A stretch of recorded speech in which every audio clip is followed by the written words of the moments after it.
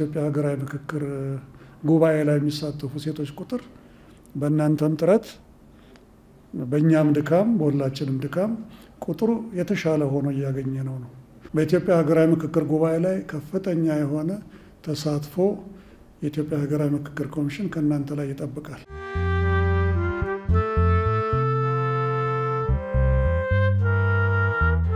ቀረባቸው አጀንዳ በትክክል ውይይት ላይ ቀርቦ በትክክል ለዳያሎጉ ቀርቦ በትክክል ሁላችንም መክረንበት ዘክረንበት ወደ ሀገራዊ መግባባት እንድንደርስ ጥረቱ የእናንተ ነውና እዚህ ላይ እንድትበረቱ በዚህ አጋጣሚ ጠይቃለሁ።